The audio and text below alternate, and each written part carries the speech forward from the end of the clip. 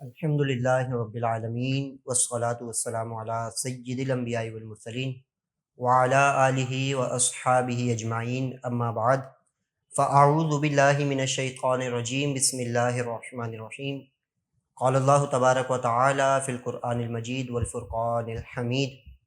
ولا تقولوا لمن يقتل في سبیل اللہ اموات بل احیاء ولکن لا تشعرون صدق اللہ العظیم وصدق رسولہ النبی الکریم ونحن علی ذلک لمن الشاہدین والشاکرین والحمد للہ رب العالمین۔ آج کا موضوع شہادت امام حسین پاک کی نسبت سے ہے۔ جو آیت مبارکہ تلاوت کی، اللہ رب العزت اس میں ارشاد فرماتا ہے کہ ان کو مردہ نہ کہو جو اللہ کی راہ میں مارے گئے، بلکہ وہ زندہ ہیں اور تم اس بات کا شعور نہیں رکھتے۔ قبل یہ کہ شہادت امام پاک امام حسین رضی اللہ تعالیٰ عنہ کو بیان کیا جائے، اس سے پہلے چند ایک ضمناً باتیں عرض کرتا چلوں۔ پہلی یہ کہ علماء نے ایک بڑی خوبصورت بات لکھی ہے یہ شہادت کے ضمن میں، شہادت کے ذکر کے ضمن میں، کہ اللہ رب العزت کی عادت مبارکہ ہے کہ جب وہ کوئی فیصلہ یا کوئی حکم نازل فرماتا ہے یا کوئی جو ہے کسی چیز کا بتانا ہوتا ہے کہ اس کی سزا یا اس کی جزا کیا ہے، تو اس کا ایک پورا اہتمام کیا جاتا ہے۔ تو بیان فرمایا کہ یہ جو امام حسین پاک رضی اللہ تعالیٰ عنہ، بلکہ نہ صرف امام حسین پاک، امام حسن پاک کی بھی جو شہادت ہوئی تو اس کا ایک مقصد ہے۔ ویسے تو ظاہری اسباب بہت سارے ہیں، لیکن اس کا ایک مقصد علماء نے یہ بھی بیان کیا کہ اللہ رب العزت نے اپنے نبی کو بڑی شانوں سے نوازا، بڑی بلندیاں عطا فرمائی، لیکن شہادت کو یہ مرتبہ حاصل نہ ہوا کہ وہ براہ راست نبی کریم علیہ السلام کی بارگاہ میں تشریف لاتی۔ ہاں، یہ ضرور علماء نے لکھا ہے کہ نبی کریم علیہ السلام کا جو وصال ہوا تو وہ سیدہ عائشہ پاک کی جب گود میں ہوا تو آپ ان دنوں بہت علیل تھے، اور جو زہر آپ کو دیا گیا تھا یہ اسی کا اثر لوٹا تھا۔ تو اس طریقے سے شہادت کو یہ مرتبہ حاصل ہوا کہ وہ حضور کی بارگاہ تک پہنچی، لیکن براہ راست شہادت کو یہ مرتبہ حاصل نہ ہوا۔ اور اگر ہم دیکھیں کہ جنگوں کے معاملات تو حضور نبی کریم علیہ السلام کا جنگ میں ایک دندان مبارک شہید ہوا۔ تو علماء بیان فرماتے ہیں کہ یہ جو دونوں شہزادوں کی شہادت ہوئی، اس شہادت کی جو ہے مناسبت سے یا ان دونوں شہزادوں کی وسیلے سے جو ہے شہادت کو یہ مرتبہ حاصل ہوا کہ وہ نبی کریم علیہ السلام کی بارگاہ تک پہنچے۔ دوسری بات کہ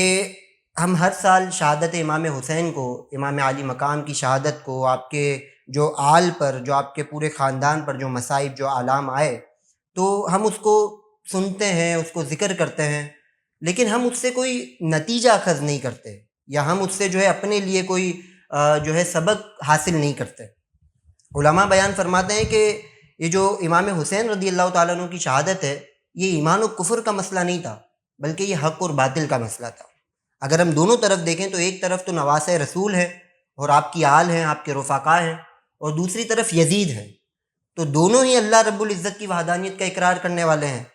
دونوں ہی نبی کریم علیہ السلام کی خاتمیت کا، آپ کو نبوت کا، آپ کا جو ہے اقرار کرنے والے ہیں، اللہ کا نام لیتے ہیں، نماز بھی بظاہر پڑھ رہے ہیں سامنے والے بھی، اور اسی طرح اگر دیکھیں تو وہ جو ہے ایسے اعمال بھی ہے جن کو نیک تصور کیا جائے۔ تو پھر یہ جنگ کس بات پہ تھی؟ علماء بیان فرماتے ہیں کہ ایک طرف امام حسین پاک رضی اللہ تعالیٰ عنہ ہیں کہ جنہوں نے بچپن سے اپنے نانا کو، اپنے بابا کو، اپنی والدہ کو ہمیشہ آزمائش میں جو ہے مبتلا دیکھا اور اس پہ صبر کرتا ہوا دیکھا، اور پھر اسی پر آپ بھی پورا اترے۔ جبکہ دوسری طرف ہم دیکھیں تو یزید اور اس کا لشکر کہ وہ جنگ کے لیے اس لیے آئے ہیں کہ ان کے پیش نظر دنیاوی مال و متاع ہے، ان کے نظر جو ہے، ان کے پیش نظر دنیاوی منصب ہے، ان کے پیش نظر دولت ہے، دولت کی حرص ہے، اس کی لالچ ہے۔ تو علماء بیان فرماتے ہیں کہ ہر سال ہم شہادت کو بیان بھی کرتے ہیں، شہادت کو سنتے بھی ہیں، بڑا اہتمام کرتے ہیں، لیکن کبھی اس سے ہم نے اپنے لیے کوئی درس، کوئی سبق حاصل کیا؟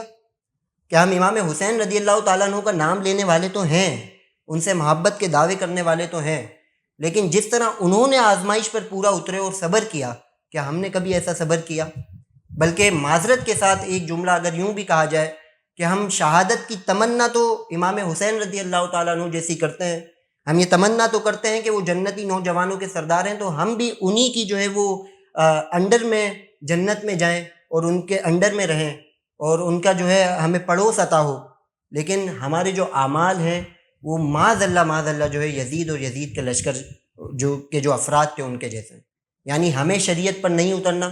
ہمیں شریعت پر عمل نہیں کرنا. ہمارے دل میں بھی جو ہے دنیا کی مال و متاع کی اتنی محبت ہے کہ ہم اللہ اور اس کے رسول کو بھول چکے ہیں اور ان کی شریعت کو بھول چکے ہیں. تو لہٰذا ہمیں اس چیز پر غور کرنا چاہیے.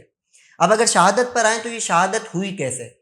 تو پچھلے پروگرام میں بھی بیان کیا گیا، اس کو ان شارٹ بیان کرتے ہوئے شہادت کی طرف آتے ہیں کہ سن 60 ہجری میں جب امیر معاویہ رضی اللہ تعالیٰ عنہ کا وصال ہوا تو اب یزید تخت خلافت پر آیا اور اس نے تمام بڑے بڑے شہروں میں اور تمام گورنروں کو یہ خط لکھا کہ اب چونکہ میں خلیفہ بن گیا ہوں تو میرے نام کی لوگوں سے بیعت لینا شروع کرو. تو اس نے مدینے میں بھی خط لکھا اور مدینے کا گورنر اس وقت تھا ولید بن عقبہ. اس نے اس کو خط لکھا کہ یہاں پر جو لوگ ہیں ان کی بیعت لو، اور بالخصوص 4 افراد کو اس نے نام ذکر کیا کہ ان چاروں سے بیعت لو، کہ کیونکہ ان چاروں سے بیعت نہ کرنے کا اس کو خوف تھا،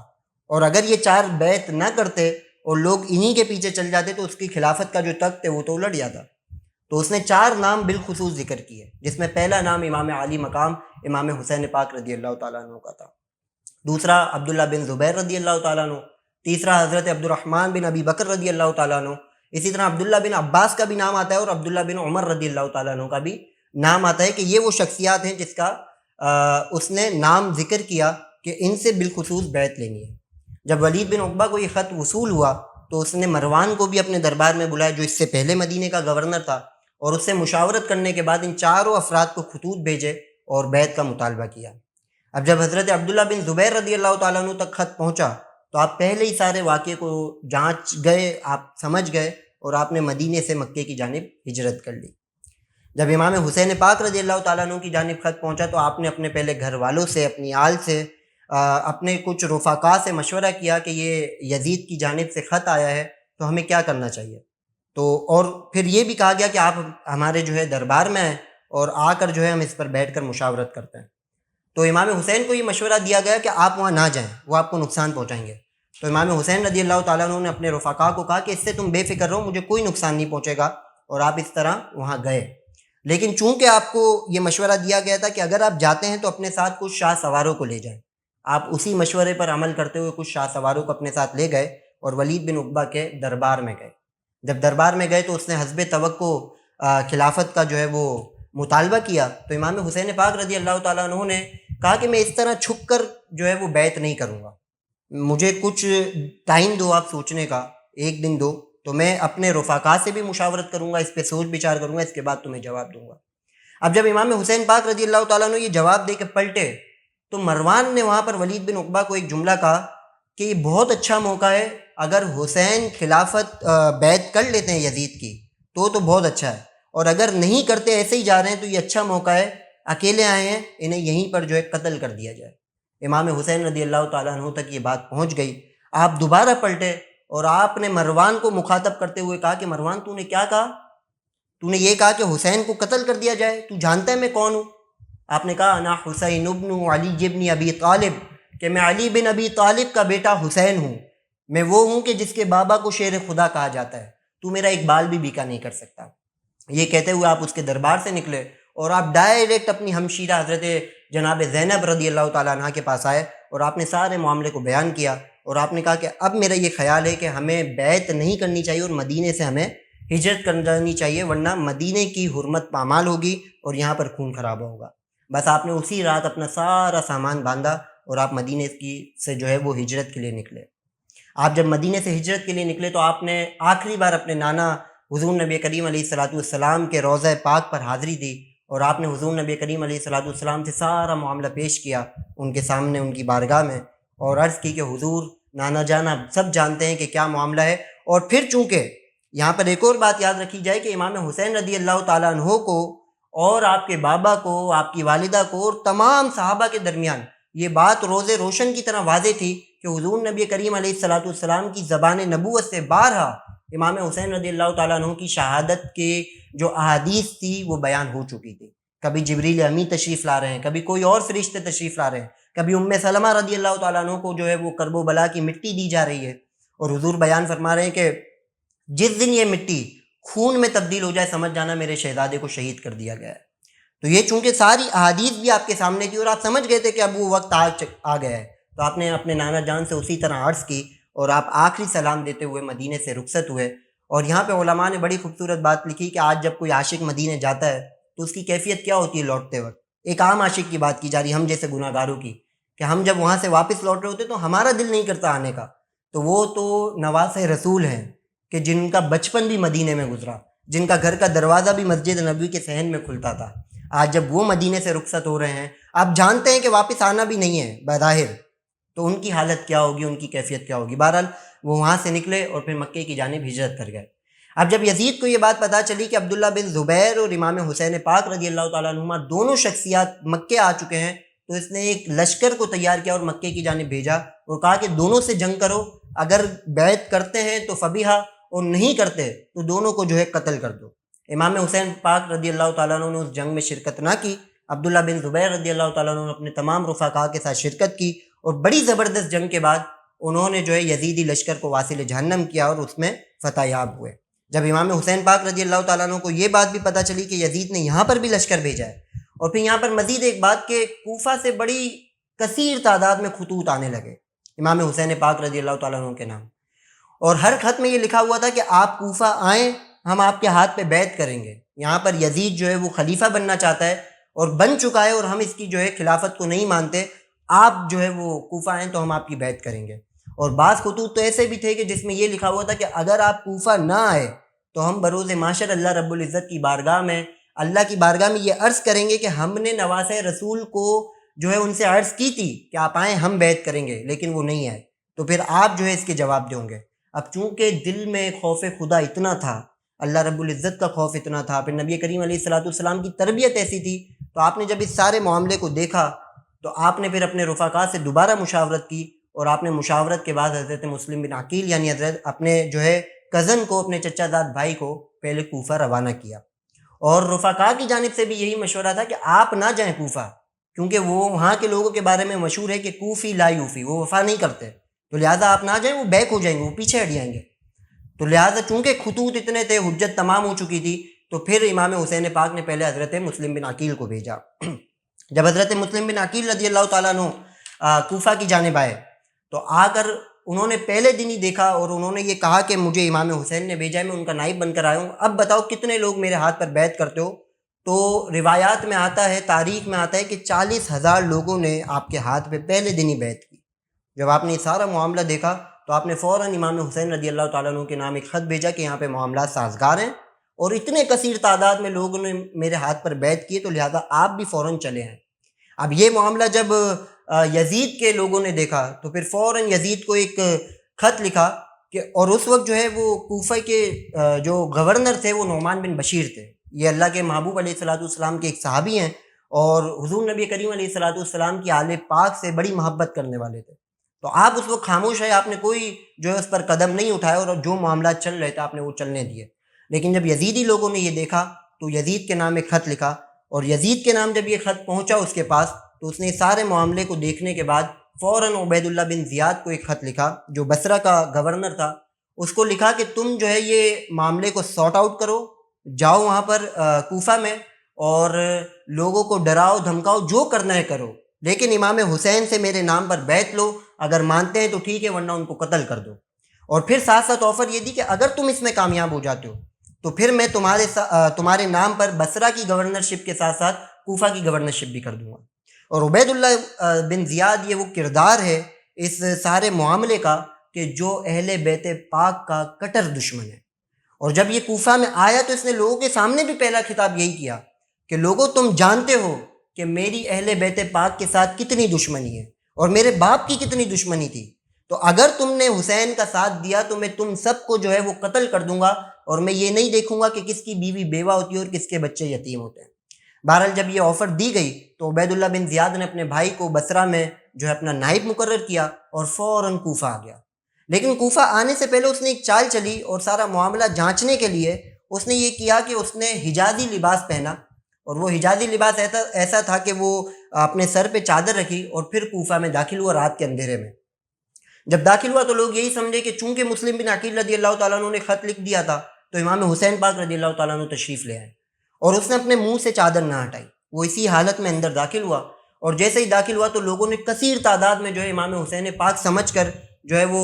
نعرے لگانا شروع کیا اور ان کا استقبال کیا، اور اسی کے ساتھ ساتھ اس نے جو ہے وہ کوفے کے جو گورنر ہاؤس ہے اس میں داخل ہو گیا۔ تو نعمان بن بشیر رضی اللہ تعالیٰ عنہ بھی یہی سمجھے کہ امام حسین تشریف لے آئے، تو آپ نے اپنے محافظوں کو کہا کہ دروازہ کھولو اور ان کا ویلکم کرو۔ وہ جب اندر گیا تو دروازہ بند کیا گیا، کنڈی لگائی گئی، اور اس نے یہ کہا نعمان بن بشیر رضی اللہ تعالیٰ عنہ کو، بلکہ نعمان بن بشیر رضی اللہ تعالیٰ عنہ نے پہلے ایک مشورہ دیا کہ حضرت آپ یہاں تو آئے ہیں، ہم آپ کا دل سے جو ہے استقبال کرتے ہیں، لیکن یہاں کے لوگ وفا نہیں کرتے، تو مشورہ یہ ہے کہ آپ یہاں سے چلے جائیں۔ اب جب اس نے یہ سنا کہ نعمان بن بشیر بھی یہی رائے رکھتے ہیں تو اس نے فوراً اپنے جو ہے چہرے سے چادر ہٹائی، کپڑا ہٹایا، اور نعمان بن بشیر کو معزول کیا، ان کے وارنٹ گرفتار جو ہے وہ جاری کیے، اور فوراً جو ہے وہ گورنرشپ پر جو ہے فائز ہو گیا۔ اور پھر اس نے مسلم بن عقیل رضی اللہ تعالیٰ عنہ کے لیے ایک لشکر بھیجا، اور ان کو بھی یہی کہا کہ اگر مسلم بن عقیل مان جائیں تو ٹھیک ہے، ورنہ ان کو قتل کر دو۔ لیکن چونکہ یہ آل پاک ہے، یہ حضرت علی رضی اللہ تعالیٰ عنہ کی اولاد ہے، یہ شیر خدا کی اولاد ہے، یہ نبی کریم علیہ السلام کی آل پاک ہے، جب وہ لوگ آئے مسلم بن عقیل کے سامنے تو انہوں نے تنے تنہا ان سب کو گاجر مولی کی طرح کاٹ دیا اور کسی کی رعایت نہ کی۔ جب یہ سارا معاملہ دیکھا عبید اللہ بن زیاد نے، تو پھر ایک آفر کی، ایک چال چلی کہ ٹھیک ہے، ہم یہ جنگ نہیں چاہتے، اس جنگ کو بند کیا جائے، آپ آئیں دربار میں، ہم بیٹھتے ہیں اور اس معاملے کو سارٹ آؤٹ کرتے ہیں۔ اور ساتھ ہی ساتھ دروازے کے پیچھے اپنے محافظوں کو کھڑا کیا اور کہا کہ یہ جیسے ہی آئے پیچھے سے دروازہ بند کر دینا۔ بس مسلم بن عقیل رضی اللہ تعالیٰ عنہ اندر داخل ہوئے اور آپ کو شہید کر دیا گیا، اور جب آپ شہید ہوئے تو آپ نے شہادت کے بالکل قریب میں آپ نے یہ الفاظ کہے کہ کاش کوئی میرے بھائی حسین کو یہ بتا دیتا کہ مجھے شہید کر دیا گیا ہے اور یہاں کے لوگوں نے بے وفائی کی ہے۔ لیکن چونکہ امام حسین رضی اللہ تعالیٰ عنہ کے پاس وہ خط پہنچ چکا تھا کہ لوگ جوک در جوک میری بیعت کر رہے ہیں، تو آپ بھی تشریف لے آئیں، وہ مدینے سے نکل چکے تھے۔ اور جب راستے میں پہنچے تو راستے میں ہی آپ کو پتہ چلا کہ میرے بھائی کو، مسلم کو شہید کر دیا گیا ہے، اور اتنے میں ہی ہر کے لشکر نے آپ کو روک دیا۔ جب آپ کو روکا گیا تو آپ اس مقام پر اترے، آپ نے اپنے قافلے والوں سے کہا کہ ہم نے یہیں پڑاؤ کرنا ہے، اور جب کسی سے پوچھا کہ یہ کون سا مقام ہے تو آپ کو بتایا گیا یہ کرب و بلا ہے۔ بس آپ نے اپنے رفقا کو کہا کہ یہی وہ مقام ہے، یہی وہ مٹی ہے کہ جہاں پر ہم نے شہید ہونا ہے، یہی ہماری شہادت گاہ ہے، کہ جس کے متعلق بچپن سے میں نے اپنے نانا جان کی زبان نبوت سے میری شہادت کی خبریں سنی تھی۔ اور یہ 1 یا 2 محرم کی بات ہے کہ پھر وہ ساری آزمائش آپ پر آئی، آپ پر پانی بھی بند کیا گیا، آپ کے جو ہے وہ رفقا کے ساتھ زیادتیاں کی گئی، آپ کے چھوٹے جو شہزادے ہیں امام علی اصغر ان کو پانی تک نہ دیا گیا، اور اتنی جو ہے بدبختیاں کی۔ لیکن یہاں پر ایک بات ہے کہ ہر جو ابھی تک یزید کے لشکر سے تھا اور امام حسین کو روکنے آیا تھا، بس اللہ کس کے نصیب میں کب ہدایت لکھ دے، اس نے عین آخری موقع پر امام حسین پاک رضی اللہ تعالیٰ عنہ سے جا کر معافی مانگی اور کہا کہ میں آپ کے لشکر میں شریک ہونا چاہتا ہوں۔ تو امام حسین پاک رضی اللہ تعالیٰ عنہ نے کہا کہ میں تجھے معاف کرتا ہوں، لیکن تو لشکر میں شامل نہ ہو، ورنہ تجھے بھی بے دردی کے ساتھ شہید کر دیا جائے گا۔ لیکن چونکہ آل پاک کی محبت اس کے دل میں بھی تھی تو وہ باقاعدہ امام حسین پاک رضی اللہ تعالیٰ عنہ کے لشکر میں شریک ہوا، اور پھر ایک وقت آیا کہ ہر کو بھی شہید کر دیا گیا۔ جب 10 محرم کا عین دن آیا تو امام حسین اب وہ ایک ایک دن اپنے جو ہے وہ شہزادوں کی، اپنے بھانجوں کی، اپنے بھتیجوں کی شہادت کو وصول کرتے جا رہے ہیں، اور صبر کا مقام یہ ہے کہ جب جب کسی بھی نعش مبارک کو وصول کرتے ہیں تو اللہ کی بارگاہ میں ہاتھ اٹھاتے ہیں کہ مولا حسین کی اس قربانی کو بھی قبول فرما،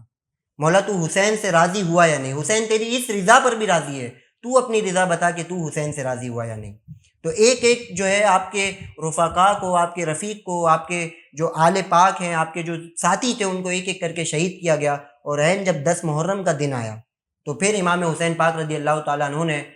جمعے کی نماز سے پہلے خطبہ دیا، اور اس میں آپ نے پھر ایک حجت تمام کرنا چاہیے، اور یزیدی پورا لشکر کھڑا ہے، اور آپ نے ان کے سامنے اپنے فضائل، اپنے مناقب، اپنے شجرہ نسب کو بیان کیا، کہ تاکہ پھر ان کے دل میں ایک جو ہے خوف خدا کی، ہو سکتا ہے خوف خدا جاگ جائے، اور وہ جو ہے امام حسین پاک کو اور جتنے لوگ اب بچے ہیں ان کو جو ہے چھوڑ دے۔ لیکن بدبختی کا عالم یہ تھا کہ لشکر میں سے ایک بدبخت نے یہ آواز لگائی کہ حسین ذرا جلدی اپنے خطبے کو ختم کرو، ہمیں جو ہے جمعے کی نماز بھی پڑھنی ہے۔ تو بات پھر وہی آتی ہے کہ یہ جنگ تھی حق اور باطل کی۔ یہاں دولت کی دوسری طرف، دولت کی، منصب کی لالچ اتنی زیادہ تھی کہ پڑھ نماز بھی رہے ہیں اور اسی نماز میں اللہ کے رسول پر درود بھی پڑھ رہے ہیں، ان کی آل پر درود پڑھ رہے ہیں، لیکن بدبختی کا عالم یہ ہے دل اتنے کالے، اتنے زنگ آلود ہو چکے ہیں کہ امام حسین پاک کو اور آپ کے تمام رفقا کو شہید کر دیا گیا۔ آپ نے ایک مفصل خطبہ بیان کیا لیکن اس کے بعد بھی وہ نہ مانے اور جنگ کا باقاعدہ آغاز ہوا 10 محرم کو بھی، اور پہلے ایک ایک دو دو کر کے یزیدی لشکر آتے گئے۔ امام حسین پاک رضی اللہ تعالیٰ عنہ نے بڑی بہادری کے ساتھ ان کا مقابلہ کیا، ان کو کاٹ پیٹا، ان کو جہنم واصل کیا۔ لیکن پھر چونکہ جب یزیدی لشکر نے یہ دیکھا کہ ایک ایک دو دو کی کہانی تو نہیں ہے، اس طرح تو امام حسین تمام کو شہید کر دیں گے، تو پھر یہ آرڈر جاری کیا کہ اب تمام ایک ساتھ جائیں، اور جب سب لڑنے ایک ساتھ آئے تو اتنے میں یہ بھی آرڈر جاری کیا گیا کہ اب تیر بھی پھینکے جائیں۔ تو امام حسین رضی اللہ تعالیٰ عنہ کے بارے میں آتا ہے کہ 72 زخم تیر کے آپ کے جسم میں مبارک پر لگے، اور چونکہ 8 9 دن 10 دن کی پیاس کی اتنی شدت تھی کہ پھر آپ زمین پر تشریف لے آئے، اور اس طرح ایک بدبخت نے آ کر امام حسین رضی اللہ تعالیٰ عنہ کی گردن مبارک پر خنجر چلا اور آپ کو شہید کر دیا گیا۔ اب اس پوری شہادت امام حسین پاک جو ہم ہر سال سنتے ہیں، اس کو اگر سمرائز کریں، اس کا اگر خلاصہ نکالیں، اس کا رزلٹ نکالیں، تو کیا نکلتا ہے کہ ہم ہر سال امام حسین پاک کی شہادت کو سنتے ہیں، بیان کرتے ہیں، غم دل میں وہ ہوتا ہے، نہ چاہتے ہوئے بھی ایک آنسو وہ آنکھوں سے چھلک جاتے ہیں، لیکن ہم نے اس شہادت کے پورے واقعے سے کیا درس حاصل کیا؟ ہم نے امام حسین رضی اللہ تعالیٰ عنہ کے کردار پر ہم نے کتنا عمل کیا؟ بات پھر وہی آتی ہے کہ ہم شہادت امام حسین والی مانگتے ہیں، ہم امام حسین کا پڑوس مانگتے ہیں، ان کا ساتھ مانگتے ہیں جنت میں، ان کے نانا کا ساتھ مانگتے ہیں، لیکن جتنے بھی ہمارے اعمال ہیں جس پر اگر ہم غور کریں تو وہ یزید اور یزیدی لشکر والے ہیں۔ تو لہٰذا ہمیں یہ دیکھنا چاہیے کہ ہر سال صرف رسماً ہم نیاز نہ بنائیں،